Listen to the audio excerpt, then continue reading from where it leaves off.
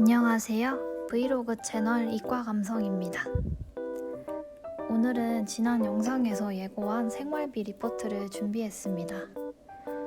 그럼 이제 제가 구글 스프레드시트로 만든 가계부를 보면서 네덜란드에 이사 와서 지금까지 생활비를 어느 정도 썼는지 알려드릴게요. 먼저 지난 3월에 처음으로 작성한 가계부입니다. 앞으로 이렇게 매달 2개의 시트를 만들 건데요. 지금 보시는 시트가 그중 하나인 기록용 시트입니다. 기록용 시트에는 고정비, 일회성 비용 두 가지로 나눠서 지출 항목을 기록하는데요. 그럼 이 칸에는 전체 지출 액수가, 여기는 고정비용, 그리고 여기는 일회성 지출 총액이 계산되어 나타납니다. 이제 이번 달 고정비를 한번 볼게요. 제 생활비의 가장 큰 부분을 차지하는 집세가 공과금 포함 1310유로였고요. 한화로 환산하면 176만원 정도 되네요. 잠깐 눈물 좀 닦을게요. 그리고 그 다음은 스포티파이, 애플뮤직 구독료가 나갑니다. 지금은 스포티파이로 완전히 넘어왔고 애플뮤직은 구독을 끊었습니다. 근데 스포티파이 코리아 비싼 편인데다가 가족 구독 정책 완전 쪼잔. 그리고 그 다음 통신비인데요. 아직 한국 전화번호랑 덴마크 전화번호 둘 다 쓰고 있어서 통신비가 이중으로 빠져나갑니다. 그 다음은 제 코가 석자지만 조금씩 하고 있는 기부. 그 다음은 친구들 5명이랑 같이 넣는 여행 적금이 있습니다. 제가 다른 적금은 이 가계부에 적지 않았는데요.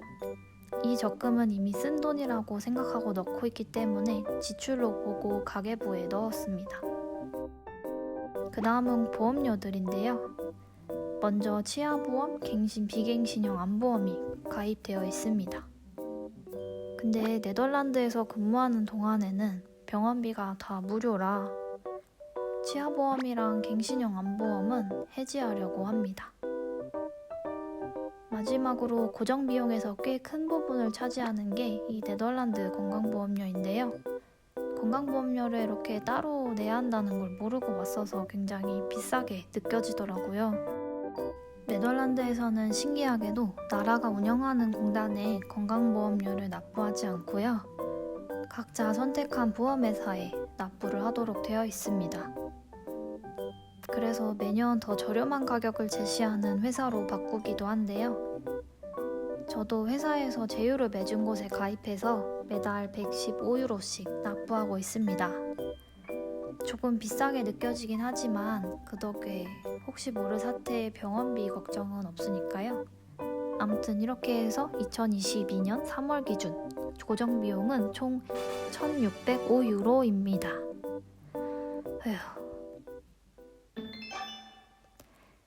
이제 고정비용은 다 봤으니까 3월에 또 무슨 돈을 그렇게 썼나 봅시다. 일회성 지출 항목은 나중에 분석해보려고 날짜도 기록을 해뒀습니다. 전부 다 보지는 않겠지만 대충 훑어보자면 일단 교통비가 나갔네요. OV 칩카드는 한국의 티머니랑 같은 거라고 생각하시면 됩니다. 아직 후불교통카드를 안 만들어서 충전해서 썼습니다.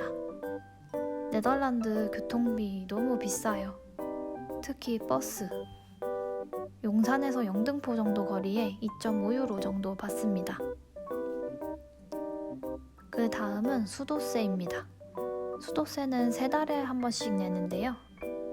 저는 1, 2월엔 이 집에서 살지도 않았지만 일단 이렇게 내고 올해가 끝나면 한 번에 다시 정산한다고 합니다. 뜬금없이 나오는 이 녀석은 덴마크 철도회사 DSB입니다. 네, 덴마크에 놀러갔다 왔습니다. 가서 오랜만에 전 직장 동료분도 만나고 남자친구 친구들이랑도 놀았는데요. 잘 놀다가 갑자기 열이 펄펄 나더라고요. 체온계가 고장났나 싶을 정도로 40도 넘게 열이 올랐었어요. 다행히 코로나는 아니었고 열이 내려서 네덜란드로 무사히 왔는데요. 근데 근데 긴장이 풀려서 그런지 하루 자고 일어나니까 또 열이 펄펄 끓기 시작하는 거예요. 그래서 병가 내고 또 한 이틀 정도 침대에만 붙어 있었습니다. 제가 이 얘기를 왜 이렇게 장황하게 했냐면요. 네, 이번 달에 웹툰에 현질을 좀 해서 그 변명을 하고 있었습니다. 아플 때는 침대에 누워서 뭐 할 수 있는 게 없더라고요. 영상은 머리 아프고. 네, 아무튼 그렇습니다. 피크닉은 마켓컬리나 쿠팡 같은 식료품 및 생활용품 배송 서비스입니다. 얘도 마찬가지로 몸이 아팠을 때 슈퍼에 갈 힘도 없어서 사용했습니다. 의외로 슈퍼에 비해서 그렇게 비싸지 않더라고요. 자체 제작 상품은 오히려 더 저렴한 편입니다. 이사 온 첫 달이라 살 게 많아서 또 다른 식료품 배송 서비스인 피터팟도 사용해봤어요. 이건 제가 제로웨이스트 시리즈의 영상에서 리뷰를 할 예정입니다. 혹시 눈치채셨는지 모르겠지만 3월 초반 가계부는 정말 대충 작성을 했어요. 두루뭉술 총액만 적어봤습니다. 슈퍼물가는 다음 달 영상에서 더 자세히 보여드릴게요. 이 150유로는 제가 세금 혜택을 받기 위해서 제 석사학위증을 인증받는 데 쓰인 돈입니다.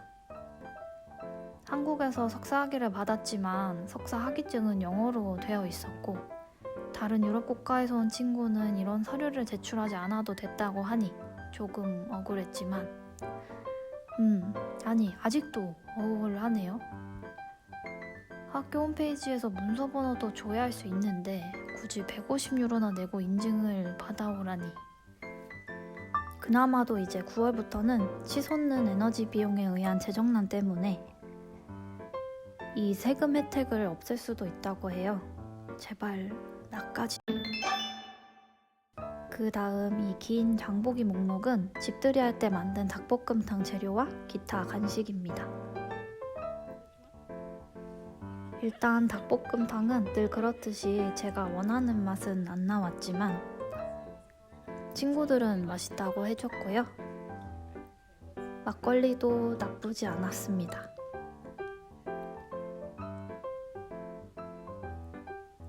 저녁을 먹고는 두어 시간 보드게임을 하고 놀았습니다.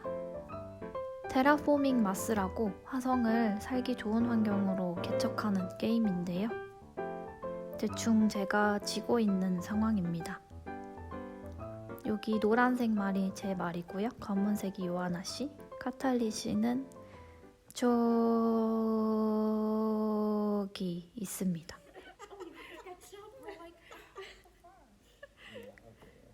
요하나 씨가 오면서 집들이 선물로 소금과 빵을 선물해줬습니다. 새로운 집에서 배고플 일이 없길 바란다는 의미의 전통이래요. 거기에 커다란 꽃이랑 꽃에 줄 영양제도 받았습니다. 카탈리 씨에게는 요 화분을 받았어요. 제가 원래 화분을 잘 죽이는데 얘는 지금 2달째 잘 크고 있습니다. 근데 제가 원래 식물을 잘 죽인다고 했잖아요. 그래서 화분도 화병도 없었습니다. 근데 네덜란드에서는 꽃 선물을 자주 주고받는 것 같더라고요. 회사에서만 벌써 2번 꽃다발 선물을 받았습니다. 그럼 이참에 꽃병을 하나 장만하자 하고 마트에 갔는데 다 마음에 안 드는 거예요. 그래서 결국은 이 와인 쿨러 버켓을 샀습니다. 그게 뭔 개소리야? 하실 수도 있지만요. 제가 스테인레스 스틸을 많이 좋아합니다. 예쁘지 않나요? 네. 여기까지 약 8유로짜리 와인 쿨러 버켓을 사게 된 사연이었고요. 지금은 싱크대 아래에 물 새는 곳에 놓고 잘 쓰고 있습니다. 네덜란드는 덴마크랑 비슷하게 플라스틱 병에 보증금이 붙어 있어요. 그래서 모아둔 병을 반납하면 슈퍼에서 현금처럼 쓸 수 있는 바우처를 줍니다. 제가 고정 수입은 따로 브이로그에 같이 올리지는 않을 거지만 이렇게 지출한 금액의 일부 혹은 전부를 환불받는 경우엔 돈을 돌려받는 시점에 가계부에 기록하려고 합니다. 순서가 좀 이상하지만 새로운 집에 이사를 왔으니 살림살이들도 장만했습니다. 1년 전 덴마크에서 한국으로 이사 갈 때 박씨 창고에 두고 왔던 물건들이 생각보다 많아서 새로 살 것들은 별로 없었어요. 그때 샀던 가구들이랑 살림살이들은 제 예전 집들이 영상에 소개되어 있습니다. 이사 온 집에 꽤 큰 TV가 원래 아파트 옵션으로 있었는데요. TV를 비롯해서 제 게임기랑 책들이 갈 곳 없이 이렇게 바닥에 널브러져 있어서 유스크에서 100유로 정도 되는 TV장을 하나 샀습니다. 이제 이케아에서 산 목록을 보시면 우선 5유로짜리 베개 커버 세트를 샀는데요. 소파를 사면서 쿠션용 베개 솜을 샀는데 커버를 안 샀더라고요. 그리고 수건도 종류별로 샀습니다.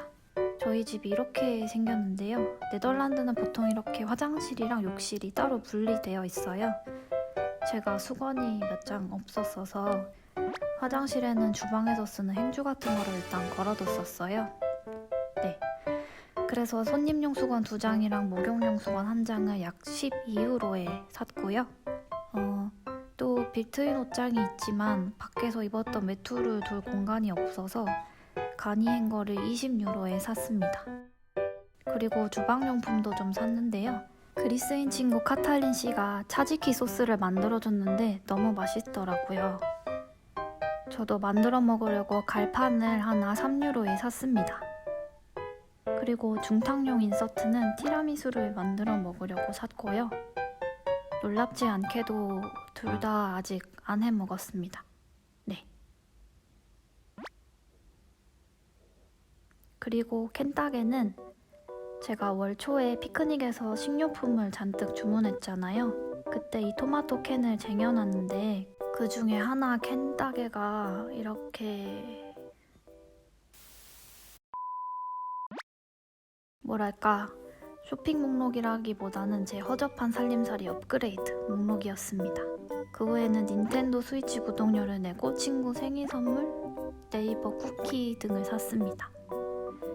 월말쯤에 친구들이랑 영화관에도 갔었는데요. 영화관은 의외로 굉장히 저렴합니다. 이날은 할인하는 날이라 6.5유로 정도로 특히 더 저렴했어요. 하지만 음식은 엄격하게 휴대가 제한됩니다. 물도 못 가지고 들어가요. 그래서 음료로 바가지를 씌우더라고요. 네. 이렇게 해서 2022년 3월에 총 2,546.91유로를 사용했습니다. 현재까지 사용 금액이 어느 정도인지 한눈에 보려고 이 셀에는 조건부 서식을 적용해놨어요. 빨간색이 제가 정해둔 기준에 비해 많이 사용했다는 뜻인데요. 네. 그렇습니다. 이제 레포트 시트로 넘어와서 카테고리별 지출 금액을 살펴봤어요. 역시 월세가 제일 많은 부분을 차지했고요. 그 다음이 생활용품 구입 비용, 식비 순입니다. 식비는 총 200유로 정도니까 그렇게 많이 쓰진 않은 것 같아요. 다음 달에는 아껴보겠다 이런 멘트를 하고 싶은데 지금 이 영상을 편집하는 시점이 이미 4월 말이거든요. 네, 이미 망했습니다. 해외 취업 후에 초기 정착 비용이 궁금하신 분들이 있을 것 같아서 제가 네덜란드로 온 거의 직후인 1, 2월에 사용했던 지출도 대략 정리해봤어요. 이게 2월 지출을 정리한 시트인데요. 이달에는 월세가 이중으로 나가서 돈이 어마어마하게 깨졌습니다. 새로 이사 오면서 한 달치 월세를 보증금으로 냈거든요. 그리고 전에 살던 쉐어하우스도 계약이 아직 안 끝났어서 월세를 냈습니다. 거기다가 큰맘 먹고 한국에서 비싼 밥솥을 하나 샀는데요. 배송비가 거의 밥솥 값만큼 나갔지만 후회는 없습니다.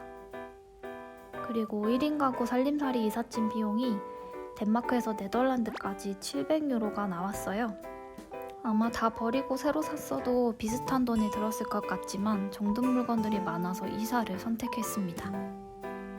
1월 지출은 진짜 생각이 안 나서 대충 지출한 총 금액에 맞춰 카테고리별로만 정리해봤어요. 1월에는 아직 쉐어하우스에서 살고 있었기 때문에 월세가 훨씬 적게 나갔습니다. 그리고 전체적으로 돈을 거의 안 썼어요. 아직 코로나 규제가 꽤 보수적인 편이었고 겨울이라 딱히 할 것도 없어서 집에만 있었거든요. 그럼에도 불구하고 거의 1,900유로를 썼고요. 이렇게 네덜란드에 이사 오고 초반 약 3개월 동안 대략 10,000유로, 약 1,350만 원 정도를 썼네요. 잠깐 울고 올게요. 네덜란드에서 외국인 석사학위 소지자에게 주는 세금 혜택 덕분에 세전 연봉도 세후 연봉도 많이 올랐습니다. 하지만 한국이랑은 비교도 안 될 정도로 생활비가 많이 나갑니다. 또 한편으로는 그 덕에 삼시세끼 직접 다 해먹게 되고 집에서 제 스스로를 위한 시간을 많이 갖게 됐습니다. 사람에 따라서는 답답해 보일 수 있겠지만 저는 지금 생활이 벅 만족스럽습니다. 당분간은 이렇게 돈을 특별히 아낀다거나 펑펑 지르는 그런 종류의 영상은 만들지 않고 평범하게 살 때 나가는 생활비가 어느 정도인지 영상에 담아보겠습니다. 유럽에서 살아보고 싶으신 분들 혹은 살 예정이신 분들께 도움이 좀 됐으면 좋겠네요. 오늘도 영상 봐주신 분들 감사드리고요. 빠른 시일 안에 4월 생활비 영상도 올려보도록 하겠습니다. 그럼 다들 좋은 하루 되세요.